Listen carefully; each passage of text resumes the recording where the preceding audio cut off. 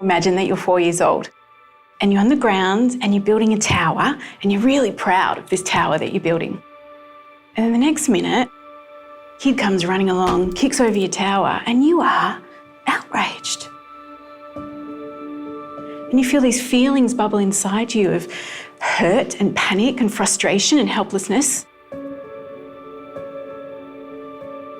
And just in that moment, an adult comes in close, gets down low and says, "Honey, what happened?" And you see in their eyes there's compassion. You feel that their body's calm and regulated. And then all those feelings come bubbling out. Frustration, the anger, the helplessness. And this adult goes, "Oh, yeah, tell me all about it." They don't try and fix it. They don't say to you, "Don't worry, you can build another one." They just let you feel all that you're feeling. And then they open their arms and you snuggle in, take another deep breath, and then you feel better. And then you get back to building your tower. Now I'd like to see if you can remember what it was like when you were 4 years old. And perhaps at a time when you felt angry or sad or scared, or you didn't understand what was going on. And how did the adults in your life respond to you? For the majority of people, we would have been told, "Stop being so stupid. You don't need to cry." You might have been sent to your room, to the corner. You might have even been hit for making a mistake.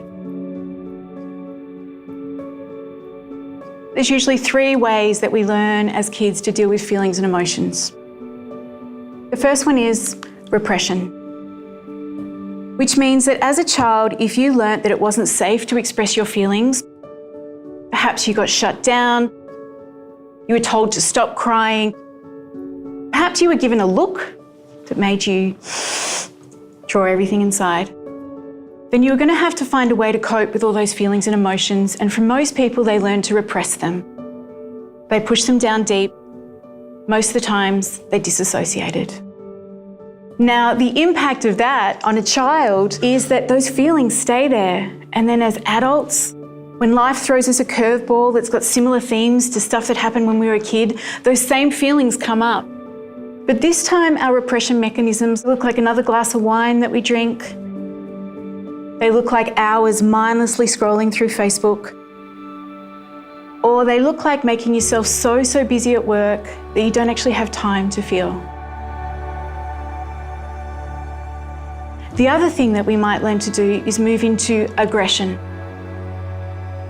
which means that as a child, if we felt really powerless, if we felt scared, if we grew up in an authoritarian environment where we didn't have a voice, where we couldn't say how we felt, then those feelings again would bubble inside us. And at the point where they would tip over, when we often felt frightened or threatened, they would come out in aggression, in rage, in loud words. And sometimes you might have been labelled as naughty, too much, or trouble, when really all you were doing was responding to your environment.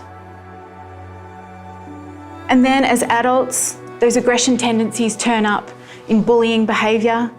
They turn up in harsh critical thoughts about ourselves and others. They turn up as violence. Then the third thing that we learn to do is expression, which means that if we grew up with an imprint that said, feelings are welcome, it's okay for you to express how you are. I will accept all of you, the happy bits, the sad bits, the joyous bits, the bits that are angry. All of you is welcome. I'm not going to try and fix. I'm just going to hold. Well, then what happens is, as adults, when things feel hard, we reach for our journal, write down our thoughts. We call a friend and say, "Hey, can you listen to me?" We go for a run. We do some yoga. And we find a way to lean into the feelings, we feel them, and then we let them go. I wonder what it would be like if we actually helped parents unpack their own childhood so that they don't have to carry that baggage and put it on their children's shoulders. I wonder what it would be like if we supported and encouraged boys to cry and be vulnerable, and we encourage girls to rage and find their voice and speak up for what they need.